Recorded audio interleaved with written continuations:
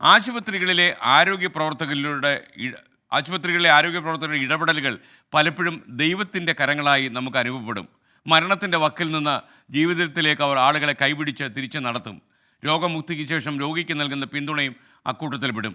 അത്തരമൊരു കഥയിലേക്കാണ് നമ്മൾ ഇനി പോകുന്നത്. സാന്ത്വനം, ദയ, കാരുണ്യം, അനുകമ്പ ഇവയുടെയൊക്കെ പൂർത്തീകരണമാണ് നല്ല ആരോഗ്യ പ്രവർത്തകർ. അല്ലെങ്കിൽ ഇതുവരെയുള്ള അവരുടെ ജീവിതാനുഭവങ്ങൾ അവരെ അങ്ങനെയാക്കി മാറ്റുന്നു. അപ്പോഴാണ് നമ്മൾ പറയുന്നത് അവർ ദൈവത്തിന്റെ കരസ്പർശം ഏറ്റവരാണെന്ന്. അതെ, ഇവർ മാലാകമാരാണെന്ന്. ജീവിതങ്ങളെ തിരികെ കൊണ്ടുവരുന്ന മാലാകമാർ. കൈമോളിലോട്ട് പൊക്കാൻ പറ്റുന്നുണ്ട്. കൈമോളിലോട്ട് പൊക്കിക്ക്, അടുത്തേ കൈ പൊക്കിക്ക്. മറ്റൊട്ടും പൊക്കാൻ പറ്റില്ലായിരുന്നു. പുള്ളിക്ക് നടക്കാൻ പറ്റില്ലായിരുന്നു, സംസാരിക്കാൻ പറ്റില്ലായിരുന്നു. ചെറിയ ഒരു സെല്ലോട്ട് കൂടിപ്പോയിരുന്നു. അപ്പം അതിൽ നിന്നെല്ലാം നല്ല ഇമ്പ്രൂവ്മെന്റ് വന്ന് തനിയെ നടക്കാൻ പറ്റും, തനിയെ കഴിക്കാൻ പറ്റും, പിന്നെ ബാത്റൂമിലൊക്കെ തനിയെ പോകും. ഇത് വിജയൻ, തിരുവനന്തപുരം സ്വദേശിയാണ്. 55 വയസ്സുണ്ട്. ഉറ്റവരാരും കൂടെയില്ല. 1 മാസം മുമ്പ് പക്ഷാഘാതം പിടിപെട്ടാണ് ഇദ്ദേഹത്തെ കൊല്ലം ജനറൽ ആശുപത്രിയിൽ എത്തിക്കുന്നത്. പരിചരിക്കാൻ ആരുമില്ല. വിജയന് മുന്നിൽ ഭൂമിയിലെ മാലാകമാർ പ്രത്യക്ഷപ്പെടാൻ വൈകിയില്ല.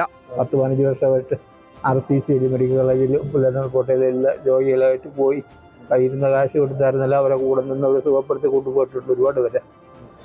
പക്ഷെ നമ്മളെന്ന് വീണ്ടും പോയെന്ന് പറഞ്ഞാൽ ആരും തിരിഞ്ഞു പോലും നോക്കാത്ത ഒരു ഇതെനിക്കുണ്ടായിരുന്നു. അത് മാത്രമല്ല, ഞാൻ സ്വന്തമായിട്ട് ഈ ചെയ്ത കാര്യങ്ങൾ വിളിച്ചു പറഞ്ഞ് എൻ്റെ നാവിപ്പുറത്തേലും പറയുമ്പോൾ എനിക്ക് അതിനുള്ള ഫലം നഷ്ടപ്പെട്ടിരുന്നു. അവർ ഒട്ടും കുറവ് വരുത്താതെ വിജയനെ ചികിത്സിച്ചു, പരിചരിച്ചു, മരുന്നുകൾ കഴിപ്പിച്ചു, ആഹാരം കഴിപ്പിച്ചു, കൈപിടിച്ച് നടത്തിച്ചു. മാസങ്ങൾക്കിപ്പുറം വിജയൻ പൂർണ്ണ ആരോഗ്യവാനാണ്. വിജയന് കൊല്ലം ജില്ലാ ആശുപത്രി അങ്ങനെ വീടായി മാറി. ബന്ധുക്കൾ ഉപേക്ഷിച്ചു പോയി ഒരിടമില്ലാതെ വന്ന വിജയനെ മൈനാഗപ്പള്ളിയിലെ കാർമൽ സ്നേഹനിലയത്തിലേക്ക് ജീവകാരുണ്യ പ്രവർത്തകർ എത്തിച്ചു. ഇനി വിജയന് സ്നേഹനിലയത്തിൽ സന്തോഷവാനായി കഴിയാം.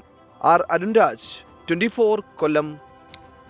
തീർച്ചയായിട്ടും ഭൂമിയിലെ മാലാഖമാരൊക്കെ തന്നെ ഈ എത്രയോ തവണ അവരുടെ ജീവിതത്തിൻ്റെ വിലപ്പെട്ട സമയം മാറ്റിവെച്ചാണ് നമ്മുടെയൊക്കെ ജീവന് വേണ്ടി അവർ പോരാടുന്നത്. PV രവികുമാർ പറയും, ഇന്നലത്തെ ഫ്ലവേഴ്സ് ഒരു കോടിയിൽ വന്ന പ്രത്യക്ഷയുടെ കാര്യം മധു കൊട്ടാരക്കരയോട് പറയാൻ മറന്നുപോകല്ലേ. തീർച്ചയായിട്ടും.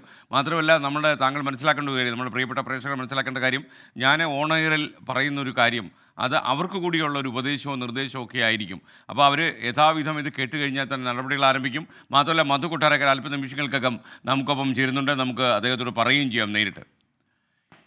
ഇത് കാണാത്ത പ്രേക്ഷകരോട് ഞാൻ പറയുകയാണ്. കാരണം ഈ പ്രത്യക്ഷ എന്ന് പറയുന്ന പെൺകുട്ടിയുടെ ബ്ലീഡിങ് എന്ന് പറയുന്ന വലിയൊരു പ്രശ്നമാണ്.